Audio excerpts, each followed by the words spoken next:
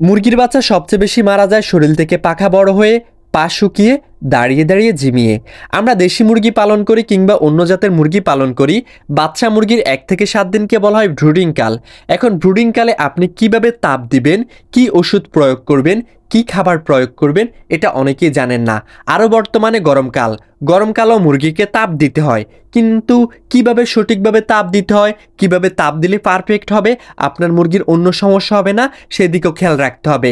কারণ অতিরিক্ত তাপে মুরগির বাচ্চার শরীর ঘামিয়ে যায় এবং কি মুরগির বাচ্চার ব্রুডিং নিউমোনিয়া হয়ে যায়, অন্যান্য সমস্যা হতে পারে।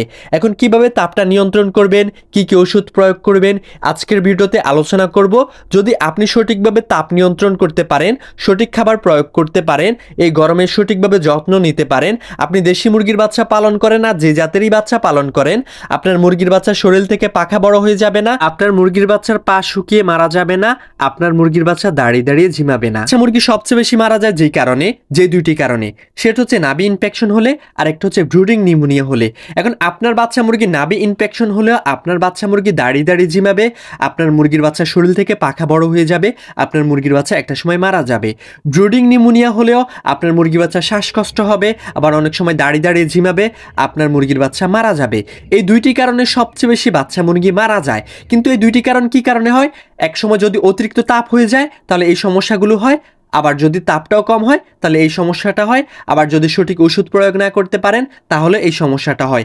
এখন অ্যাকুরেট তাপটা প্রয়োজন। কিভাবে আপনারা তাপটা নিয়ন্ত্রণ করবেন আর কি কি ওষুধ প্রয়োগ করলে নাভি ইনফেকশন হবে না, ব্রুডিং নিউমোনিয়া হবে না, সে বিষয়ে আলোচনা করব। তাপটা কিভাবে অ্যাকুরেট দেবেন সেটা বলা যায়। তাপ মাপার জন্য অ্যাকুরেট তাপ আছে কিনা অনেক মিটারই প্রয়োগ করি, এগুলোর কিছুর প্রয়োজন হয় না।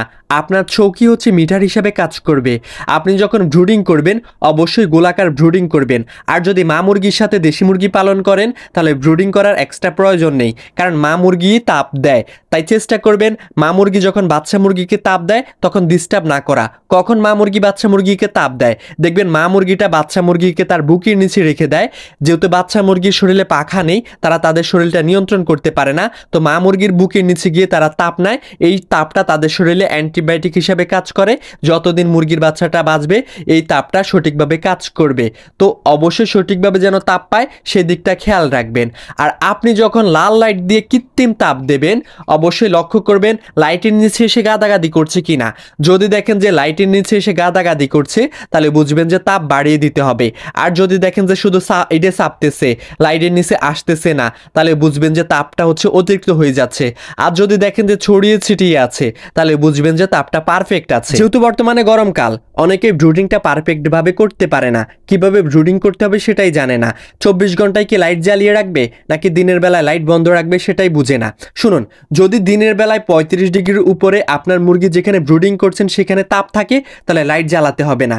যদি হচ্ছে তাপটা কম থাকে, আপনার মুরগির বাচ্চা যদি গাদাগাদি করে তাহলে অবশ্যই কৃত্রিম লাল লাইট দিতে হবে। এই বিষয়টা মাথায় রাখবেন। আর রাতের বেলায় তো তাপ 35 ডিগ্রি থাকেই না, অবশ্যই লাল লাইটটা রাতের বেলায় দিতে হবে। এভাবে আপনার মুরগিকে তাপ দিবেন। আর তার তাপটা কিভাবে নিয়ন্ত্রণ করবেন সেটা তো আমি আগেই বলে দিয়েছি। গরমে মুরগির বাচ্চাকে গাদাগাদি করে ব্রুডিং করবেন না, পর্যাপ্ত জায়গা রেখে ব্রুডিং করবেন যেন মুরগির বাচ্চা দৌড়াদৌড়ি করতে পারে, জায়গা পায়। আবার একদম বড় করবেন না, তাহলে পর্যাপ্ত তাপ পাবে না। ওই শীতের চেয়ে একটু বড় করেই ব্রুডিং করার চেষ্টা করবেন। এখন কি ওষুধ প্রয়োগ করবেন? আপনার মুরগির বাচ্চা ডিম থেকে ফুটেছে বা আপনি বাজার থেকে ক্রয় করে এনেছেন, আপনি যদি কৃত্রিম ওষুধ প্রয়োগ করেন লাইসোবিট ওষুধটা প্রয়োগ করতে পারেন, না হলে স্যালাইন ওষুধটা প্রয়োগ করতে পারেন। মানে মুরগির বাচ্চাকে প্রথম যে পানিতে দেবেন সেই পানিতে এই ওষুধটা প্রয়োগ করবেন।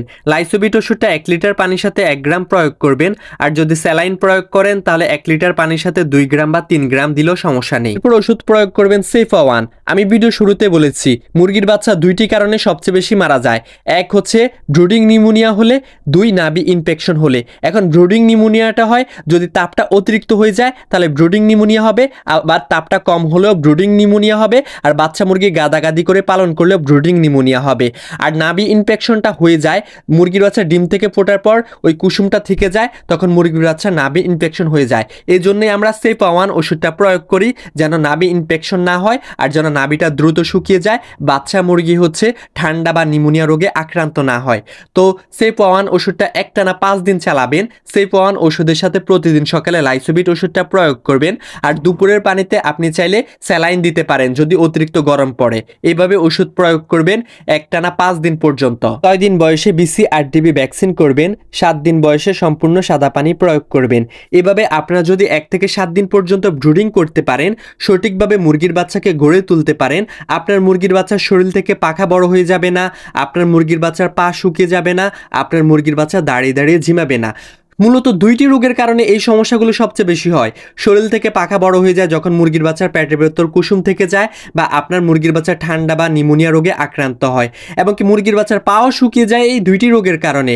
এরপর মুরগির বাচ্চা হা করে নিঃশ্বাস নেয় যায় ব্রুডিং চলাকালীন, মানে বাচ্চা মুরগি এই ব্রুডিং নিউমোনিয়ার কারণেই বা শ্বাসকষ্টজনিত কারণেই। যদি আপনি সঠিকভাবে তাপ দিতে পারেন, যদি তাপ নিয়ন্ত্রণ করে ব্রুডিং করতে পারেন, কিংবা আপনি সঠিক ওষুধ প্রয়োগ করতে পারেন, তাহলে আপনার মুরগির বাচ্চার এই সমস্যাটা হবে না। এবার বলা যাক খাবার কি প্রয়োগ করবেন। আপনি যদি মাংসের জন্য করেন তাহলে ব্রয়লার ফিড প্রয়োগ করতে পারেন আপনি হচ্ছে ব্রুডিং কালে। আর যদি হচ্ছে আপনি ডিমের জন্য করেন তাহলে সোনালী স্টার্টার ফিডটা প্রয়োগ করবেন। এভাবে আপনারা ব্রুডিং কালে হচ্ছে খাবার প্রয়োগ করবেন। ইনশাল্লাহ আপনাদের মুরগির বাচ্চা ভালো থাকবে, সুস্থ থাকবে, শরীর থেকে পাখা বড় হয়ে যাবে না, আপনাদের মুরগির বাচ্চা দাঁড়িয়ে দাঁড়িয়ে ঝিমাবে না, গরমে আপনার মুরগির বাচ্চাকে টিকিয়ে রাখতে পারবেন, আপনার মুরগির বাচ্চা গরমেও ভালো থাকবে, সুস্থ থাকবে, আপনার মুরগির বাচ্চা আর মারা যাবে না। আর মুরগির বাচ্চা ডিম থেকে ফোটার পর অনেকেই সাথে সাথে খাবার দিয়ে দেয়, এই কাজটা করা যাবে না। আপনি কমপক্ষে 24 ঘন্টা পর খাবার দিবেন, কিচ্ছু হবে না। কারণ একটা মুরগির বাচ্চা ডিম থেকে ফোটার পর সে 3 দিনের খাবার অলরেডি পেটে করে নিয়ে আসে। তো আপনি ভয় পাওয়ার কারণ নেই, আপনার মুরগির বাচ্চা মারা যাবে না, কোনো সমস্যা হবে না। খাবার লেট করে দিলে যেই উপকার হবে, মুরগির বাচ্চার পেটের ভেতর থাকা কুসুমটা শুকিয়ে যাবে, আপনার মুরগির বাচ্চা নাভি ইনফেকশন হওয়ার সম্ভাবনা থাকবে না। আর অনেকের ঘরে লাইসোবিট থাকে না, তারা চাইলে লেবুর রসের শরবত তৈরি করে আপনার মুরগির বাচ্চাকে দিতে পারেন। ইনশাল্লাহ আপনার লাইসোবিটের অভাবটা পূরণ হয়ে যাবে। আপনার মুরগির বাচ্চাকে যদি লেবুর রসের শরবত করে দিতে পারেন, 1 লিটার পানির সাথে আপনি 2 টেবিল চামচ হচ্ছে লেবুর রস দেবেন, আর কিছুটা পরিমাণে হালকা চিনি দেবেন। তাহলে আপনার মুরগির বাচ্চা স্ট্রং হয়ে যাবে, ভালো থাকবে, সুস্থ থাকবে। বন্ধুরা, একবারও লাইক, কমেন্ট, শেয়ার, সাবস্ক্রাইব করতে বলেনি। যদি মনে হয় আমার ভিডিও দেখে আপনারা উপকৃত হচ্ছেন, আপনাদের কাজে আসবে, তাহলে স্বপ্নের কৃষি ইউটিউব চ্যানেলটি সাবস্ক্রাইব করে সাথে থাকবেন। আর যদি ফেসবুক পেজ থেকে দেখেন তাহলে পেজটি ফলো করে সাথে থাকবেন এমন গুরুত্বপূর্ণ ভিডিও পেতে। আর ভালো মানের যদি মুরগির বাচ্চা ক্রয় করতে চান তাহলে স্ক্রিনে দেওয়া নাম্বারে কল করুন। এতক্ষণ আপনাদের মাঝে ছিলাম আমি মোহাম্মদ ফাহিম হুসাইন। আল্লাহ হাফেজ, আসসালামু আলাইকুম।